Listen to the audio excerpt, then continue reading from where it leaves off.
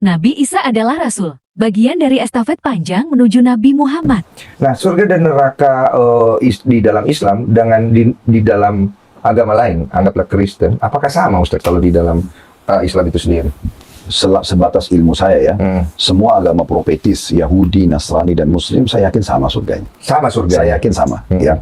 Menurut keyakinan saya yakin pasti sama. Karena sebenarnya penyampaian tentang masalah alam akhirat ini, surga dan neraka itu, dan bersumber dari nabi-nabi memang yang Allah utus, itu saya yakin tidak ada perselisihan dalam masalah Tidak itu. ada perselisihan surga, maksudnya jenis surganya itu ya, dan jenis nerakanya. Ya. Tapi mungkin yang berbeda adalah bagaimana sampai ke sananya kan gitu. Iya, betul. Nah, tapi kalau kita tanya bicara masalah fisiknya, pasti ini adalah ya sama. Oke, bisa nggak yang Kristen sampai ke surga yang sama ini dengan jalur Kristen?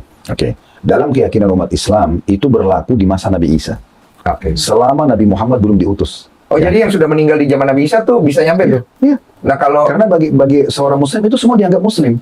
Oke. Jadi gini kan, kan Allah mengutus Nabi dan Rasul ya. Iya. Perbedaan definisi sederhananya, Nabi itu seseorang yang Allah utus tidak membawa ajaran baru.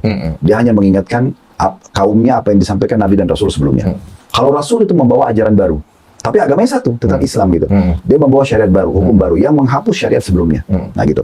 Nah contoh misalnya, Nabi Isa dalam keyakinan umat Islam dia Rasul. Semua Rasul pasti Nabi. Tidak semua Nabi itu Rasul. Karena Rasul ini lebih tinggi kedudukannya. Kalau Nabi hanya sekedar mengingatkan kaumnya apa yang disampaikan sebelumnya gitu ya. Oh, berarti masuknya Rasul ya? Ya, Rasul Ibrahim itu Rasul juga maksudnya. dong. Oh, oke. Nah, kalau Rasul ini lebih tinggi karena dia semua Rasul pasti Nabi, karena Rasul ini membawa syariat baru. Oke. Dari 124.000 Nabi yang Allah utus, itu 313 Rasul, sedikit sekali Rasul itu. Iya. Nah, saya kasih contoh supaya lebih mendekatkan, karena ini panjang kalau mau dibahas. Nabi Isa AS adalah seorang Rasul dalam keyakinan seorang Muslim. Artinya, dengan datangnya Nabi Isa dan turunnya Injil, syariat Nabi Musa dihapus. Taurat diyakini pernah turun, Nabi Musa pernah diutus, tapi tidak berlaku lagi isi Taurat, karena sudah dihapus oleh Injil. Itulah fungsi Rasul. Dia membawa kitab baru, dia menghapus hukum kitab yang sebelumnya. Tapi tetap diyakini harus ada. Nah gitu. Nah Nabi Muhammad SAW juga seorang Rasul.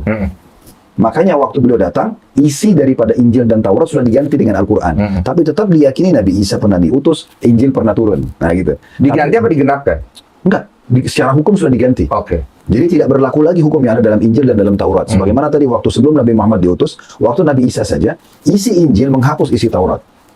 Makanya sekarang teman-teman Nasrani kalau ditanya misalnya, bagaimana keyakinan Anda tentang orang Yahudi? Mereka bisa mengatakan mereka kafir. Karena tidak meyakini Isa. Nabi Isa. Iya, karena berhenti di Nabi Musa. Nabi Musa. Sementara ada kitab yang sudah datang sekarang, ada Rasul yang datang. Harusnya mereka sempurnakan keyakinan mereka. Iya. Nah begitu, itu estafetnya. Makanya itu Nabi Muhammad diutus dan Al-Quran turun juga, mereka harus lanjutkan estafet itu.